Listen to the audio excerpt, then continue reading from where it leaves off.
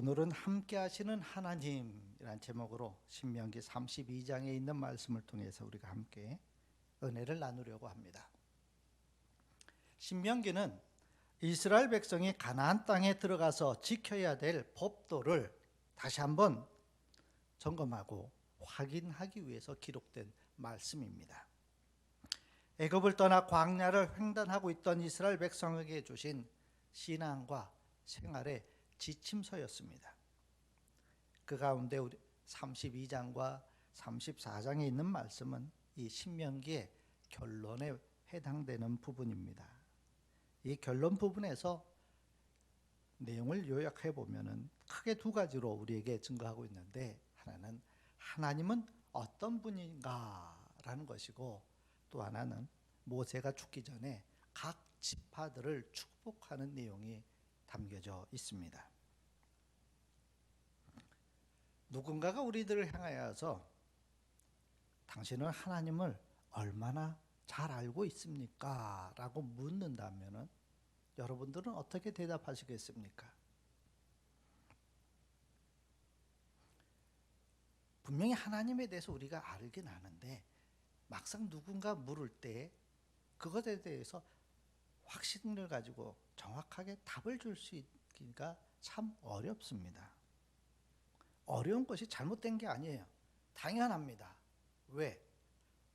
하나님이라는 존재는 우리가 이해할 수도 생각할 수도 없는 그런 존재시거든요.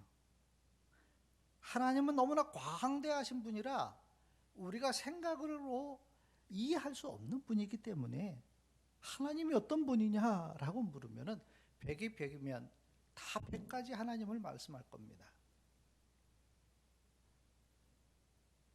우리는 성경을 읽고 묵상하고 매일매일 묵상해도 하나님에 대해서 다 이해할 수가 없습니다. 그런데 구약 성경에 보면 하나님을 가장 잘 알고 이해한 사람이 한 사람이 등장하는데, 하나님을 직접 만나고 하나님의 음성을 듣고 함께 동행하였던 모세라는 인물입니다. 모세는 40년 동안 이스라엘 백성들을 광야를 이끌고 가면서 하나님과 함께하는 체험을 했던 인물입니다. 그래서 모세만큼 하나님에 대해서 잘 아는 사람이 없을 것입니다. 이스라엘 백성들은 모세의 영도하에 출애굽하고 40년 동안 어려운 광야 생활을 했습니다.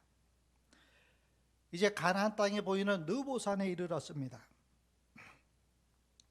이제 요단강만 건너면 약속의 땅으로 들어갈 수 있습니다. 이때 모세의 나이가 120세였습니다. 이제 임종을 앞두고 자기 백성들을 권면하며 새로운 용기와 희망을 심어줘야 될 필요가 있어서 마지막으로 설교를 합니다. 그 설교의 내용들이 이 신명기 후반부에 기록되어 있고, 오늘 본문 말씀이 그 설교 가운데 마지막 세 번째 설교입니다. 오늘 이 말씀 속에서 그래서 모세는 이스라엘 백성들에게 하나님은 어떤 분이냐, 그것에 대해서 다시 한번 설교하고 있는 것입니다.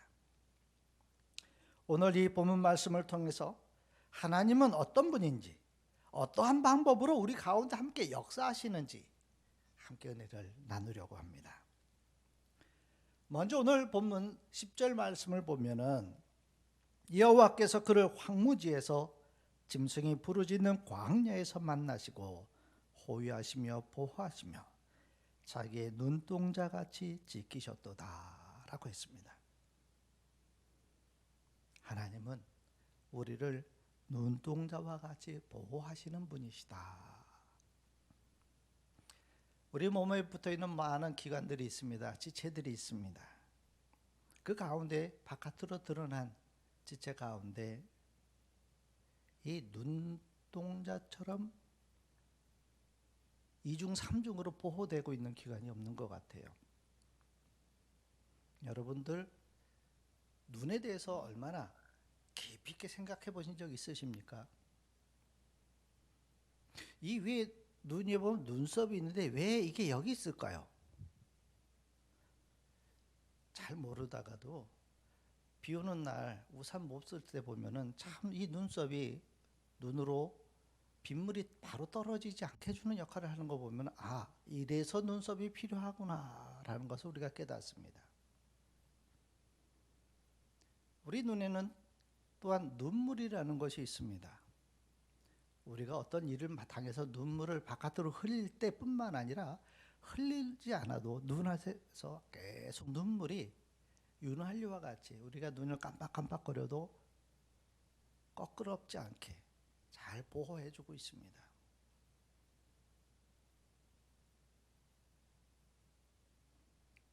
그만큼 눈동자를 알뜰하게 보호되고 있는 것입니다.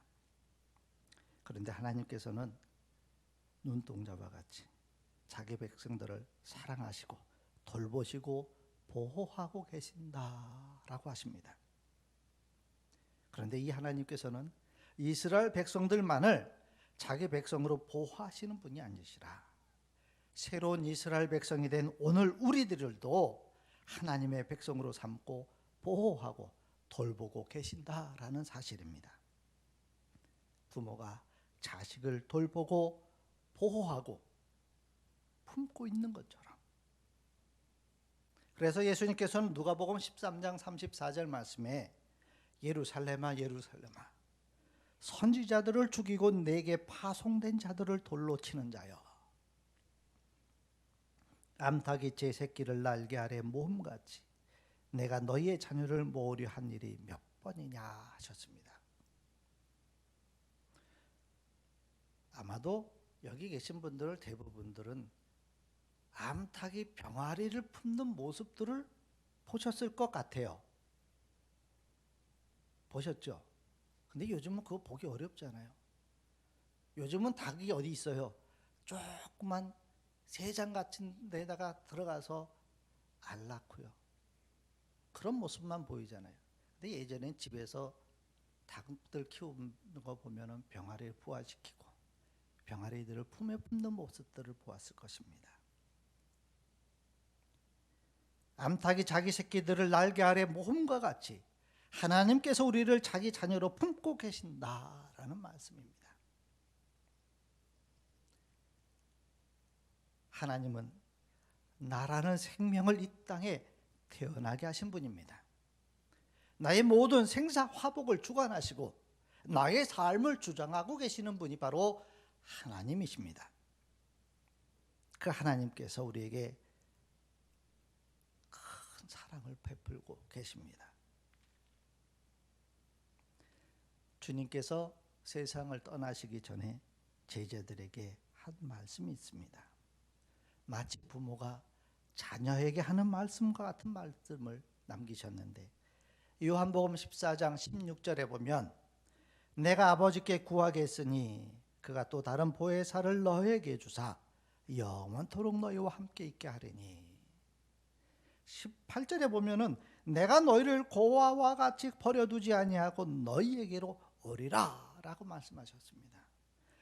또 27절 말씀에 보면은 평안을 너희에게 끼치노니 곧 나의 평안을 너희에게 주노라 내가 너희에게 주는 것은 세상이 주는 것과 같지 아니하리니 너희는 마음에 근심하지도 말고 두려워하지도 말라고 하셨습니다. 지금도 그 하나님께서는 성령님을 보내셔서 우리를 돌보시고 보호하시는 줄 믿습니다.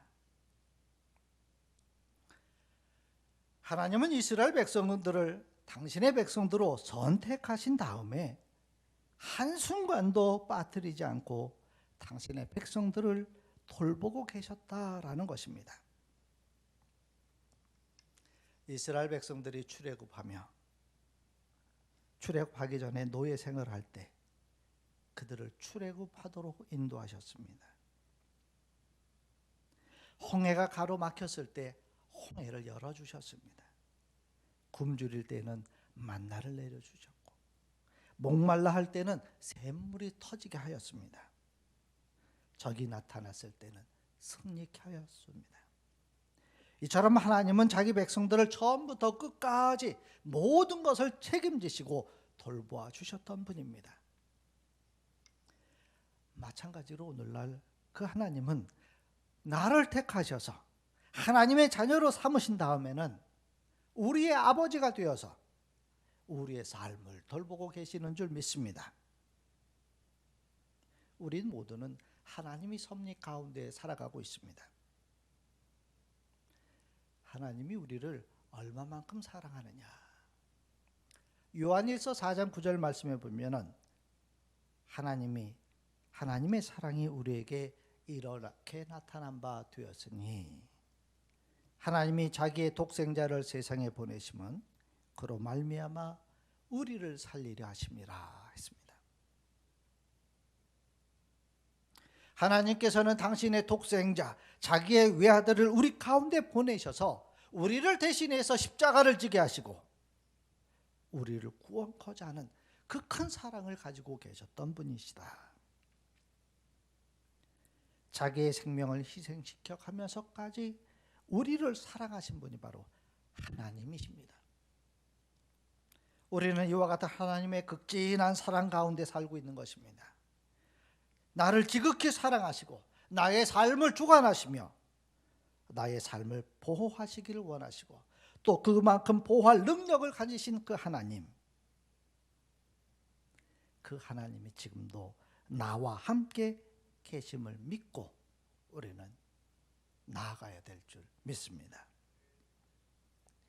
이어 11절 말씀을 보시면은 마치 독수리가 자기의 보금자리를 어지럽게 하며 자기의 새끼 위에 너풀거리며 그의 날개를 펴서 새끼를 받으며 그의 날개 위에 그것을 엎는 것 같이 라고 했습니다. 하나님은 우리를 독수리 새끼같이 연단시키신다라는 것입니다. 우리를 훈련시키시고 연단시키는 사랑을 우리에게 더하여 주십니다. 그래서 독수리와 같이라고 표현하고 있습니다. 독수리는 낭떠러지, 산 높은 낭떠러지에 둥지를 틉니다.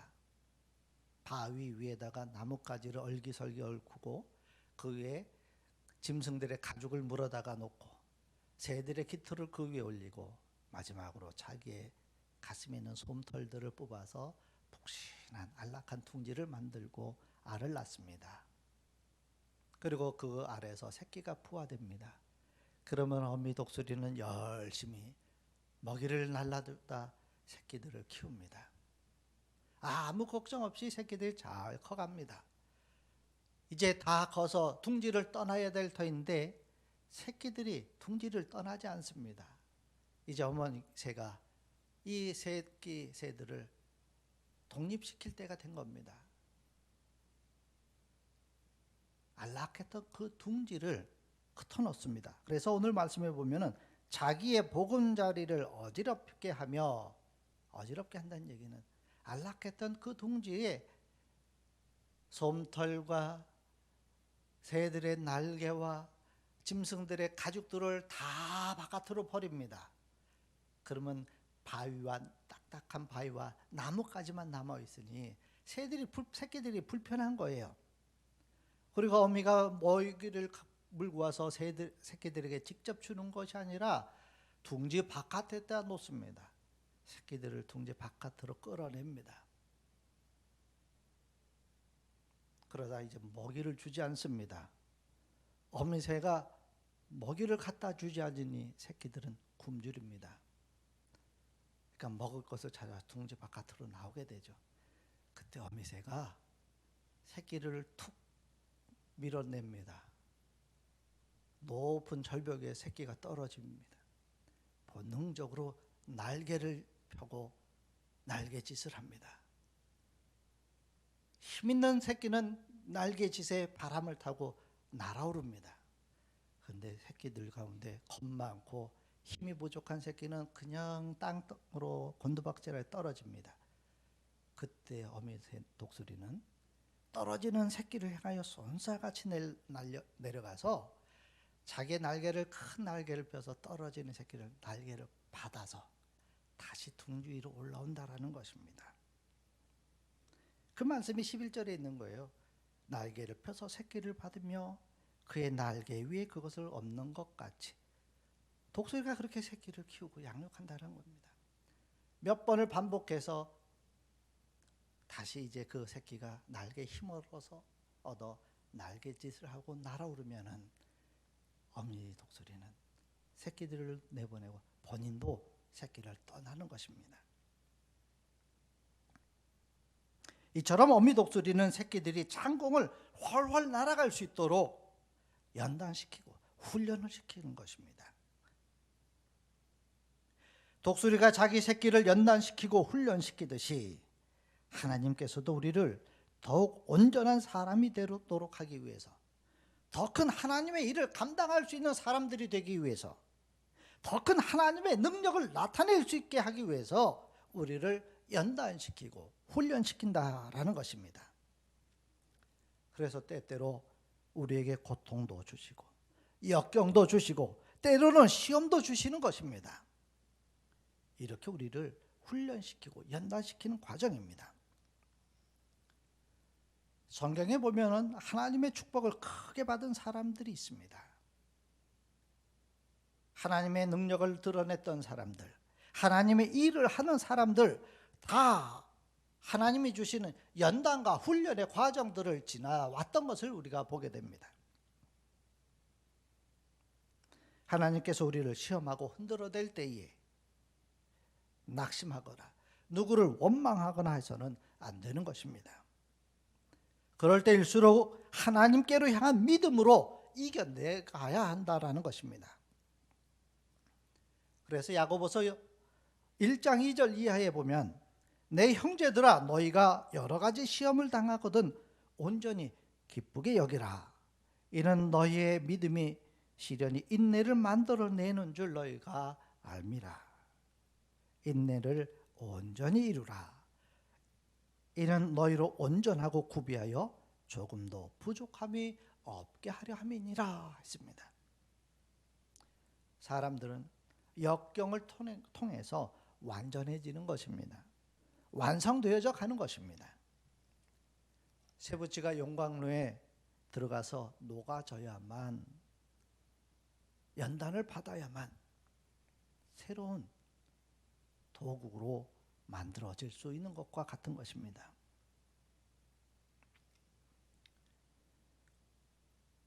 요셉은 17살 되던 쯤에 한 나라의 최고 통치자가 되는 꿈을 꾸었습니다. 부모님과 형제들이 자기 앞에 무릎 꿇고 절하는 그 꿈을 가졌던 인물입니다. 요셉은 그 꿈을 가지고 품고 살아왔습니다. 그런데 하나님은 그 요셉의 꿈을 단번에 이루어 주지 않았습니다. 요셉은 17살 때 노예로 팔려가게 됩니다. 노예로 팔려가서 5년 동안 노예 생활을 합니다. 노예 생활하다가 억울한 누명을 쓰고 13년 동안 감옥에 갇혀서 고생스러운 생활을 하게 됩니다. 20년 가까운 세월을 고생을 합니다. 인생에서 가장 좋은 때였던 20대와 30대의 그 좋은 시절을 노예와 감옥에서 고생했던 인물입니다. 이런 고통을 겪고 난 뒤에야 하나님은 요셉을 애굽의 총리로 세웠던 것입니다. 하나님께서는 지금 우리를 쓰기 위해서, 우리를 온전하게 만들기 위해서, 우리에게 더 큰 능력을 주시기 위해서 우리를 연단시키시고 훈련시키는 줄 믿습니다. 이때 우리는 낙심할 필요가 없습니다. 흔들릴 필요가 없습니다. 이럴 때일수록 전능하신 하나님의 능력을 손잡고 살 수 있는 믿음이 우리에게 있어야 할 줄 믿습니다. 이제 세 번째 12절 말씀을 보면은 여호와께서 홀로 그를 인도하셨고 그와 함께 한 다른 신이 없었도다. 하나님은 어떤 분이시냐? 하나님은 우리를 인도하시며 함께 하시는 분이시다는 것입니다. 하나님이 이스라엘 백성들을 인도하실 때에 낮에는 구름 기둥, 밤에는 불 기둥으로 인도하셨습니다. 하나님의 인도함을 몸으로 체험했던 인물 가운데 대표적인 인물이 바로 다윗입니다. 다윗은 시편 23편에 여호와는 나의 목자시니 내게 부족함이 없으리로다. 그가 나를 푸른 풀밭으로 누이시며 쉴 만한 물가로 인도하시는도다. 내 영혼을 소생시키시고 자기 이름을 위하여 의의 길로 인도하시는도다. 이렇게 고백을 합니다. 하나님 우리를 인도하는 방법을 보면 참으로 신비롭습니다. 하나님은 우리 속에 있는 잠재의 능력을 우리 스스로 발견하게 하시고 그것을 활용하게 함으로써 장래의 생활을 인도하시는 분입니다. 다윗 소년이 블레셋 군대 앞에 섰습니다. 골리앗을 대면합니다. 다윗이 골리앗을 넘어뜨렸습니다. 이때 다윗은 하나님께서 자기 속에 역사하고 있다는 사실을 깨닫고 그 다음부터 점점 더 큰 일들을 해 나아갈 수 있게 되었습니다. 사람들은 때때로 자기가 평상시에 생각하지 못한 그런 놀라운 힘을 발휘할 때가 있습니다. 하나님께서 우리를 만드실 때에 하나님의 형상대로 만드셨고 천하 만물보다 더 소중한 한 생명으로 만드셔서 이 땅에서 살게 하셨습니다. 나를 통해서 무엇인가 하시고자 하는 하나님의 뜻이 있었기 때문입니다. 섭리가 있습니다. 우리는 그것을 찾아서 노력을 기울일 때 하나님께 함께서 해 주신다라는 것입니다. 하나님의 능력을 그때 나타낼 수가 있게 되는 것입니다. 하나님은 우리를 인도하실 때에 우리가 평소 깨닫지 못했던, 우리가 생각하지 못했던 것들, 그런 잠재력을 발휘해서 우리가 우리의 삶을 개척해 나갈 수 있도록 인도해 주시는 분이시다라는 것입니다. 그래서 하나님을 믿고 사는 자에게는 하나님의 능력할 수 있는 기회가 있는 줄 믿어야 합니다. 또 하나님이 우리를 이끄는 인도하는 방법 가운데 우리의 기도에 응답을 해 주심을 통해서 우리의 앞길을 인도해 주십니다. 이스라엘 백성들은 하나님의 사랑을 지극히 받았지만 때로는 하나님을 거역하고 하나님을 저버릴 때도 많았습니다. 그러면은 채찍을 들어 하나님의 그의 백성들을 치십니다. 그럼 낭패를 경험하고 실패를 하고 그러면 다시 하나님 앞으로 돌아옵니다. 하나님 앞에 와서 엎드리면은 또 그 하나님께서는 그들을 다시금 안아주십니다. 도와달라고 하나님 앞에 엎드리면은 하나님께서는 절대로 외면하지 않으시고 반드시 그 기도에 응답해 주시고 앞길을 인도해 주시는 분이십니다. 이스라엘 백성들이 홍해와 요단강 앞에 섰을 때 하나님을 원망하고 불평했습니다. 그래도 그 강을 건널 방법이 없으니 모세를 앞세워 하나님 앞에 기도합니다. 하나님께서는 또 그 기도에 의롭게 보셔서 응답해 주셔서 홍해도 갈라주시고 요단강도 갈라주셨습니다. 이스라엘 백성들이 광야에서 먹을 것이 없어서 물이 없어서 자기들끼리 싸우고 모세를 원망했고 하나님을 원망합니다.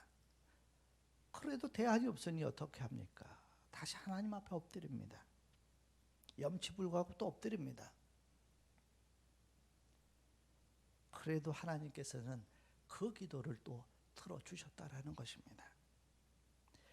이처럼 하나님은 비록 실수를 많이 하고 잘못도 하고 죄 지은 사람일지라도 하나님 앞에 머리 숙이고 기도할 때에 그 기도를 들어주신다라는 것입니다.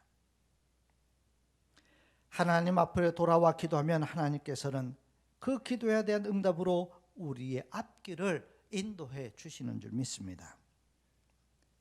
기도는 전능하신 하나님의 능력을 나의 삶 속에 머무르게 하는 힘이 있습니다. 연약한 나의 삶을 하나님의 능력의 손에 붙들리게 하는 힘이 바로 기도입니다. 그래서 기도하는 사람이 하나님의 인도함을 받을 수 있는 줄 믿습니다. 또 한 가지는 하나님은 자기 십자가를 지고 사는 사람의 길을 인도해 주십니다. 신앙생활은 십자가를 지는 생활입니다. 마가복음 8장 34절 말씀에 무리와 제자들을 불러 이르시되 누구든지 나를 따라오려거든 자기를 부인하고 자기 십자가를 지고 나를 따를 것이니라. 자기 십자가가 무엇입니까? 예수님이 골고다에 지고 가셨던 그 십자가를 이야기하는 것이 아닙니다. 자기 십자가라는 것은 나만이 질 수밖에 없는 십자가입니다. 내가 지금 맡고 있는 일, 내가 지금 처해 있는 이 환경, 그것을 나의 십자가로 생각하고 그 일을 통하여서 하나님께 영광을 돌리기 위하여 힘쓰라는 것입니다.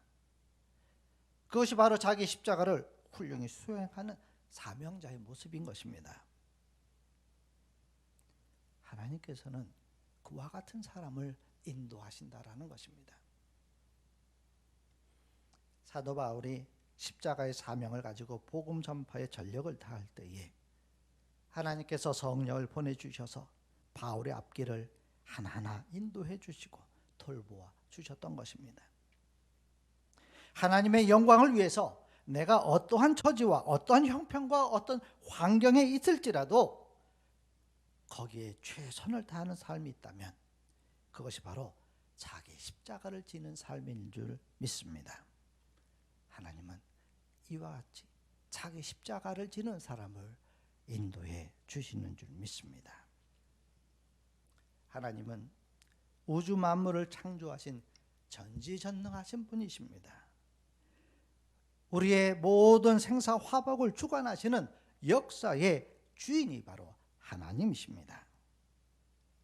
그 하나님께서 우리를 눈동자와 같이 보호하여 주시고 독수리와 같이 연단시키시며 우리를 인도하시며 함께 하시는 분, 그분이 바로 우리 아버지 하나님이신 줄 믿습니다. 이런 하나님의 능력이, 하나님의 섭리가 우리 모두 위에 충만하기를 간절히 축원합니다. 오늘 우리를 눈동자와 같이 보호하시며 독수리와 같이 연단하시고 인도하시는, 함께 하시는 그 하나님을 묵상하며 함께 기도하시겠습니다.